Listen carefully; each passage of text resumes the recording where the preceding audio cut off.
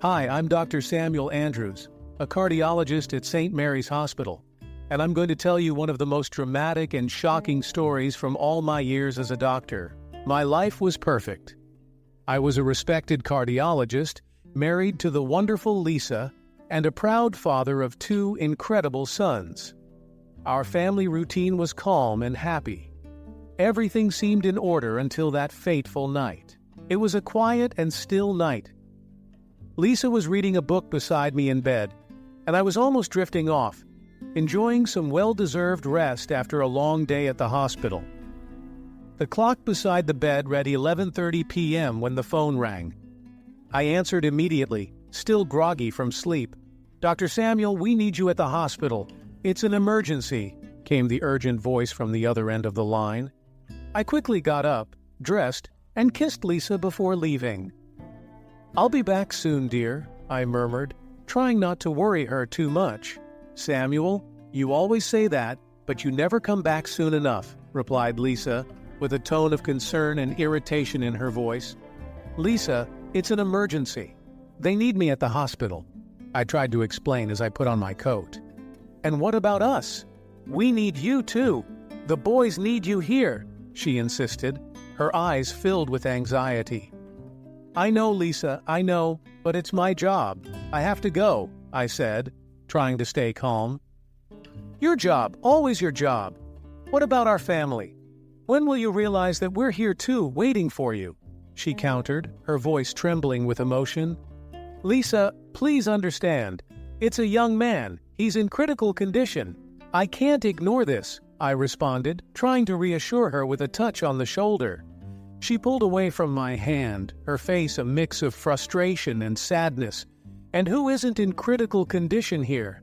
I feel like this every time you leave in the middle of the night." I took a deep breath, feeling the weight of her words. "I promise I'll do my best to come back as soon as I can.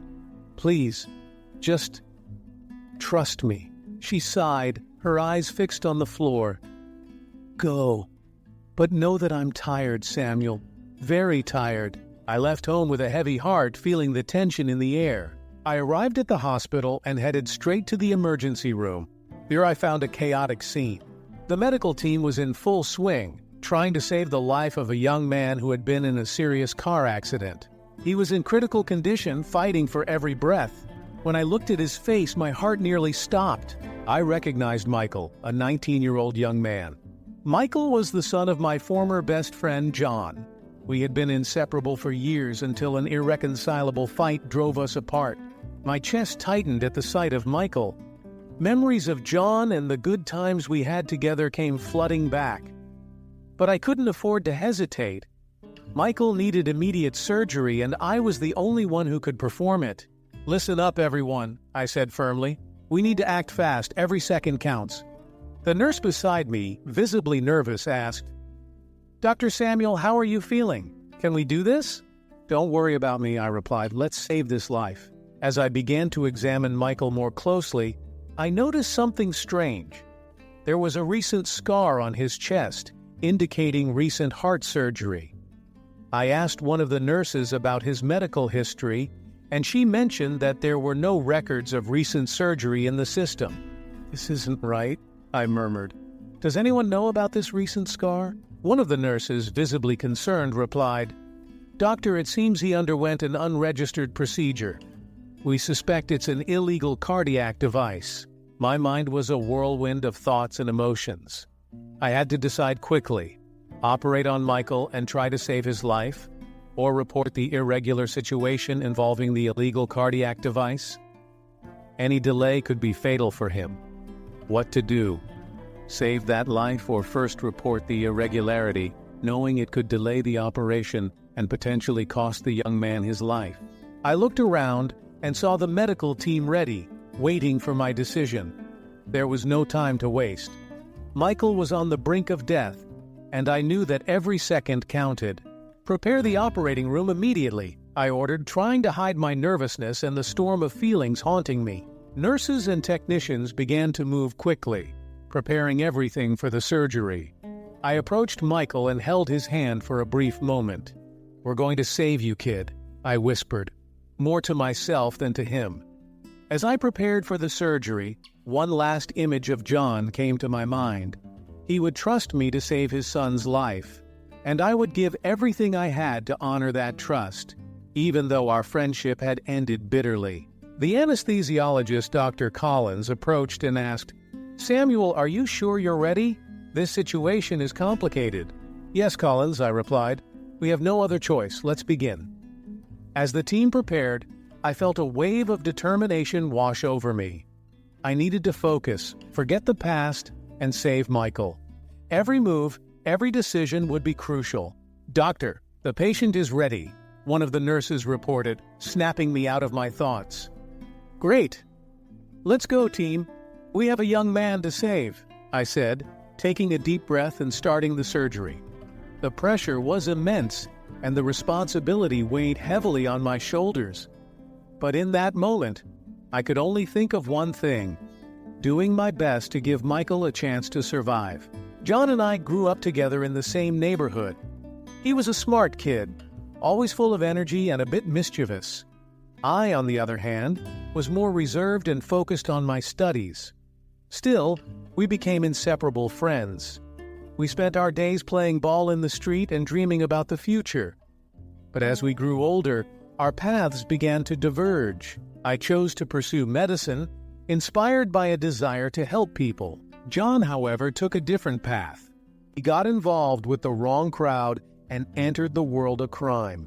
Gradually, he became a dangerous and unscrupulous man, someone who did whatever it took to maintain his position of power. His actions made him a feared and respected figure in the criminal community.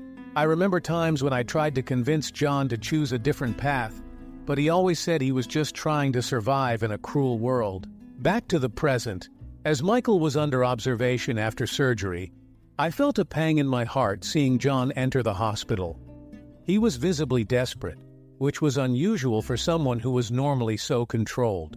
"Samuel, I need you to save my son," John said, his voice trembling with emotion. "Whatever you need to do, break the protocols if necessary." "John, I've already performed the surgery," I replied calmly. "But there's something I need to report. The device in Michael's heart is illegal. I can't overlook this." John approached, his eyes boiling with anger and fear. "You don't understand, Samuel. If you report this, not just I, but many people will suffer the consequences. An entire network will collapse." "Network? What are you talking about, John?" I asked, trying to stay calm. He ran his hands through his hair, visibly agitated. "It's more complicated than you think. It's not just about Michael. There's much more at stake here.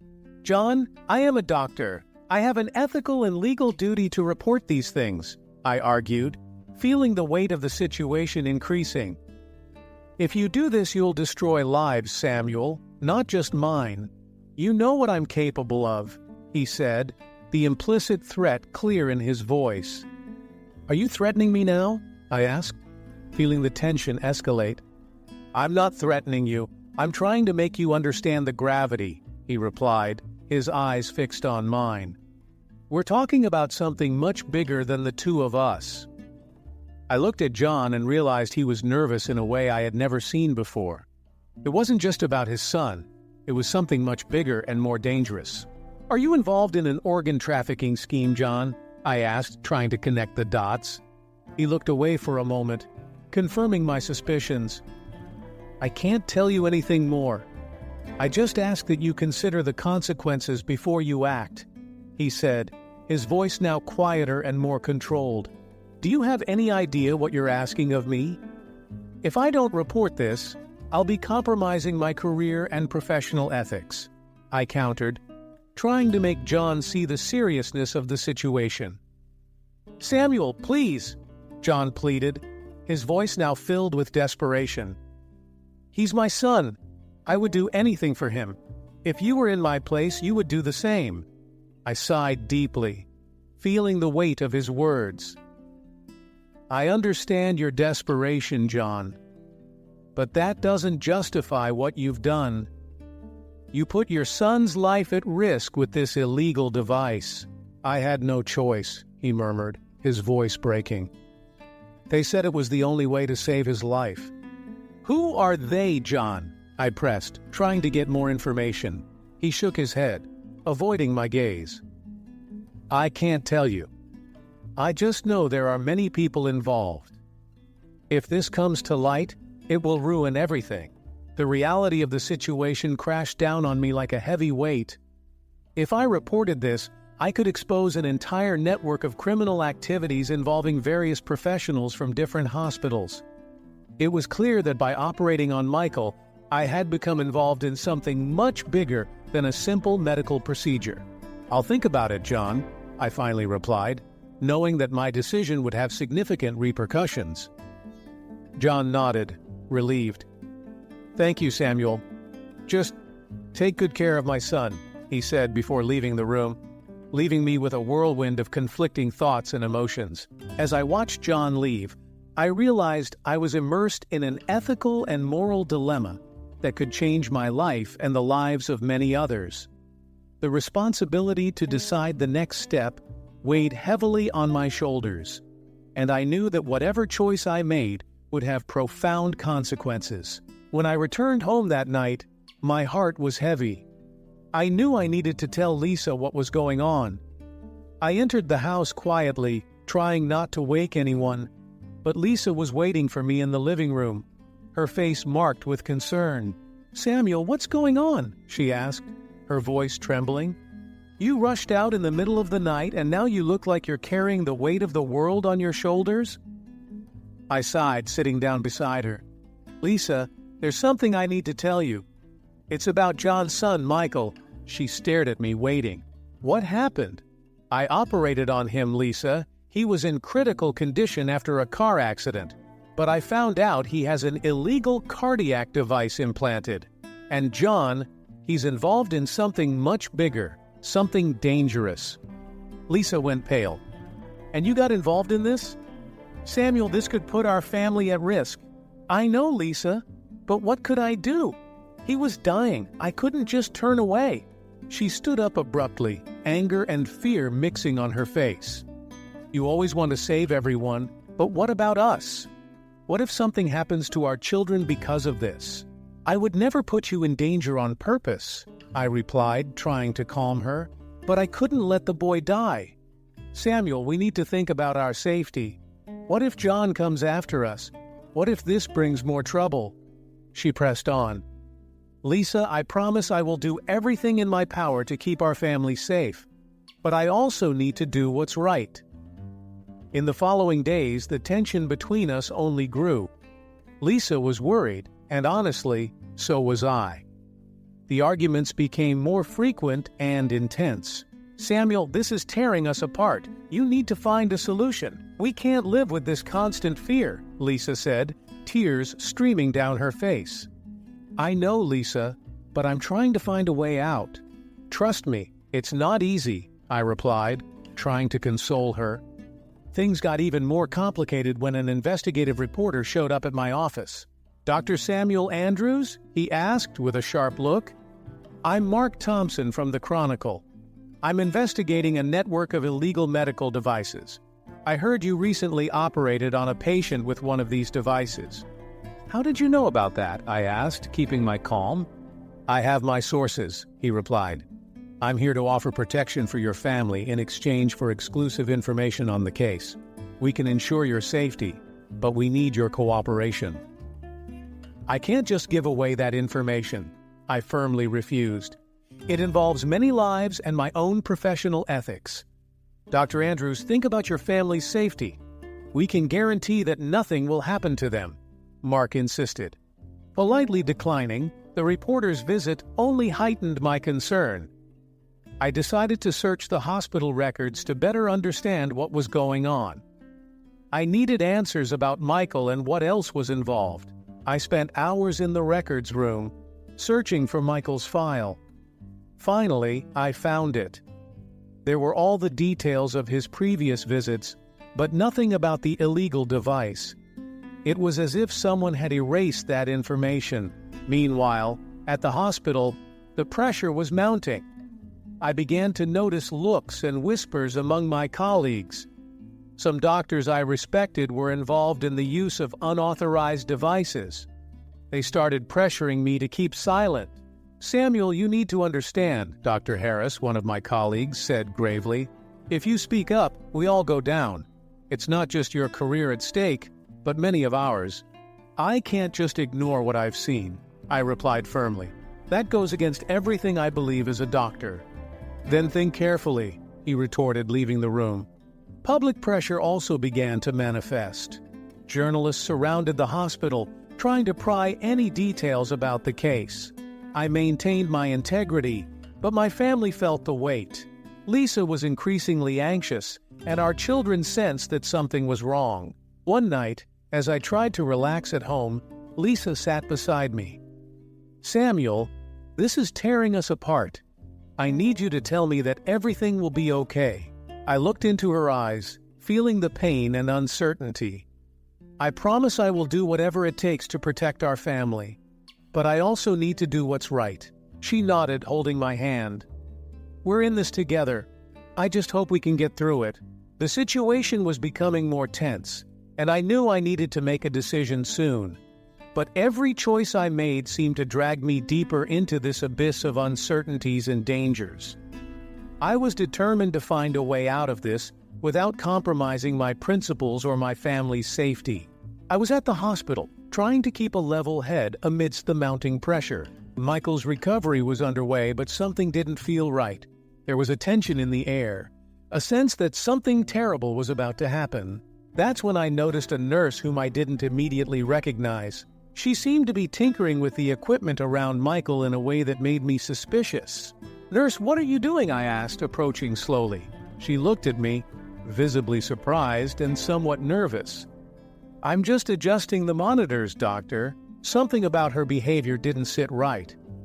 "These monitors don't need adjustments," I replied, trying to remain calm.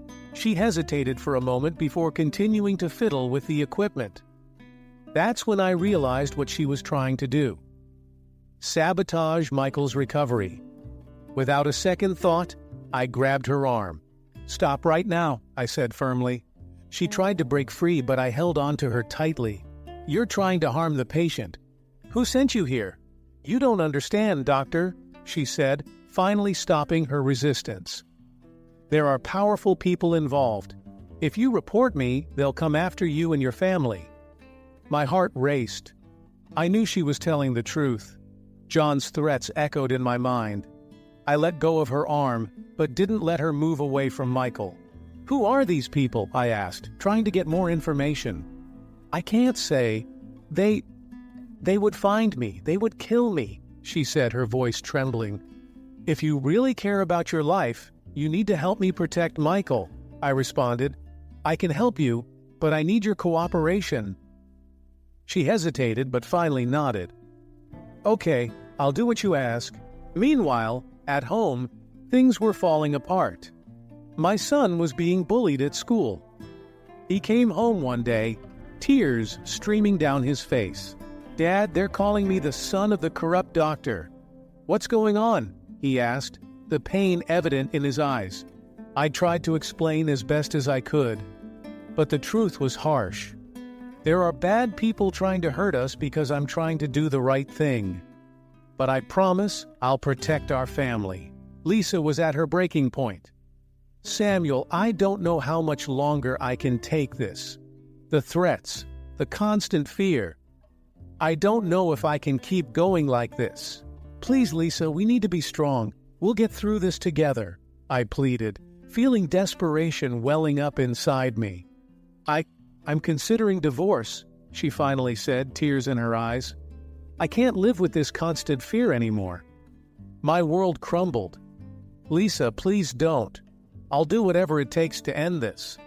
But we need to stay together." She didn't respond, just walked out of the room, leaving me alone with my thoughts. Back at the hospital, hostility continued to rise.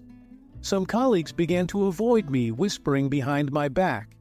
The atmosphere was heavy, and I knew I was being watched. One night, while reviewing Michael's records, I heard footsteps behind me. I turned quickly and saw the same nurse, now visibly frightened. "Doctor, they know I talked to you." "I'm in danger," she whispered. "Stay calm. I'll protect you. But we need to expose this," I replied, trying to reassure her. "If we do that, many innocent people could get hurt," she said, her voice trembling. "I know, but if we do nothing, more lives will be destroyed," I replied, determined. As pressure mounted from all sides, I knew I was in the midst of a storm. My family was suffering, my career was on the line, and Michael's life depended on my actions. But I was determined to find a way out, to protect those I loved, and to expose the truth, no matter the cost. The fight had only just begun, and I was ready to face whatever challenges lay ahead. The situation completely spiraled out of control when news of the illegal device implanted in Michael reached the media. The pressure became unbearable, and a public hearing was scheduled to discuss the allegations and expose the failures in the healthcare system. I knew it was my moment to speak the truth, but fear and tension consumed me. The hearing room was packed. Reporters, doctors, lawyers, and ordinary citizens were present, eager to hear what I had to say. I sat there, heart pounding, waiting for my turn to speak.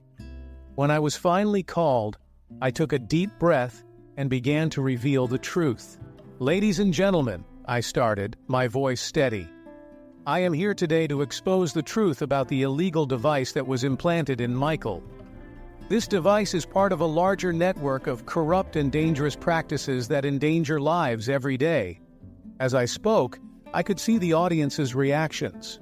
Some were shocked, others furious, but I knew I had to press on. These unauthorized devices are being used in hospitals across the country without proper approval processes. This is not just a matter of medical ethics, it is a matter of public safety. That's when I was interrupted by one of the doctors present. Dr. Harris, whom I knew was involved, stood up and confronted me. "Samuel, you're trying to ruin the careers of many good doctors here. We were only trying to help patients in ways the official system doesn't allow." "Harris, you know that's not true. We're putting lives at risk for profit and convenience. This has to stop." The discussion grew heated, but the real crisis began when the monitors around the hearing room started flashing. Within seconds, all screens displayed secret emails between doctors and hospital administrators, including mine. Hackers had breached the system and were exposing our most private communications. Chaos erupted. Everyone began murmuring and pointing, and I knew the situation had escalated. I rushed out of the room, trying to figure out who could be behind this. That's when I received an anonymous text message. "We know everything. Stop now, or your family will suffer the consequences." I knew someone close to me was betraying my trust. I started suspecting everyone around me, but the most painful discovery was realizing John was involved deeper than I had imagined. That night, John confronted me. "Samuel, you need to stop. You're messing with powerful people. If you continue, I won't be able to protect you. And your family. Well, you know what could happen. John, I can't go on like this. People are dying because of these devices. I need to expose the truth. If you do that, Samuel, not only will you suffer the consequences, but everyone around you. I tried to warn you. Now I'm demanding you stop." I stared into John's eyes, feeling a mix of anger and fear. "Are you threatening me? I'm warning you. If you don't cooperate, I can't guarantee anyone's safety." The tension between us was palpable. I knew John wasn't bluffing. He had the means and influence to follow through on his threats. But I also knew I couldn't just give in. I went home that night with my mind in turmoil. Lisa looked at me with concern. "Samuel, what happened? They're threatening our family. John, the hackers, everyone. I don't know who to trust, but I can't give up." "We're with you," she said, holding my hand. "But you need to be careful. We can't afford to lose you." The following days were a constant battle. Journalists kept hounding me, and my family was on high alert. We received more threats, this time more explicit. Messages left at our door made it clear we were being watched. One afternoon, as I tried to gather more evidence at the hospital, I was approached by one of my colleagues, Dr. Thompson. "Samuel, you need to stop. They know everything. They're exposing emails, files, everything. You won't get out of this without damage." "Thompson, I'm trying to protect lives. I can't turn a blind eye to this." "And you think I want to? But think about your family. They're in danger. You're in danger." His words hit me hard. I knew he was right, but retreating would mean betraying my principles. That night another message came, this time directly to my phone. It was John again. "Samuel, last chance. Stop, or I'll make sure everyone pays the price. You know I can do it." I felt a lump in my throat. I was caught between the truth and my family's safety. But looking at Lisa and our children, I knew I couldn't live with this constant fear. I decided I needed to do something. I gathered all the evidence I had, including the emails exposed by the hackers, and prepared for the next hearing. I knew it would be my last chance to expose everything and try to protect those I loved. When the hearing began, I was ready. I stepped up to the podium, looked at the crowd, and took a deep breath. Ladies and gentlemen, today I'm going to tell the whole truth. Not just about the illegal device, but about the network of corruption threatening the integrity of our healthcare system. The courtroom was packed, and silence hung heavy as I stood up to speak. I felt all eyes on me, knowing that what I was about to say could change everything. I took a deep breath, feeling the gravity of the moment. Ladies and gentlemen, I am here today to reveal the truth. The truth about the illegal device implanted in Michael, and the truth about a system that failed him and many others. Murmurs started, but I pressed on, my voice steady. Michael is just one of many victims of a network of corruption and negligence. This illegal device, which nearly took his life, is just the tip of the iceberg. Dangerous practices are happening in our hospitals, putting lives at risk every day. Pausing to scan the room, I saw expressions of shock and anger.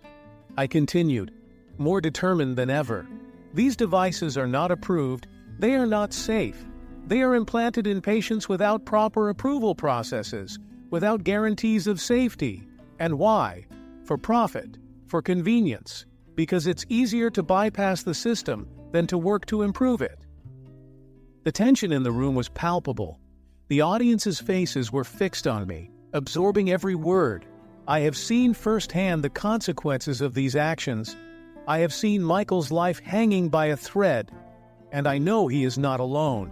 There are others out there suffering, risking their lives unknowingly, and that is unacceptable. I looked directly at the other doctors present, including those I knew were involved. We cannot continue like this. We cannot allow greed and negligence to rule our hospitals. We need profound changes, reforms that ensure patient safety. We need transparency, accountability. My voice intensified with the passion and truth of my words. Every life matters. Every patient deserves to know they are receiving the best possible care, not the most convenient or profitable. We must remember the oath we took, the commitment we made to do good and avoid harm. There was a moment of total silence after my words. Then murmurs and discussions began to spread through the room. Some applauded, others seemed shocked. It was a pivotal moment. After the hearing, John was arrested.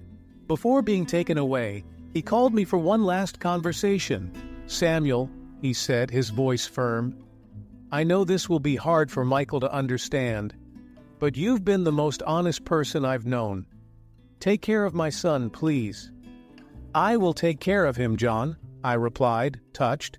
"I will ensure he has a better future." Michael recovered well.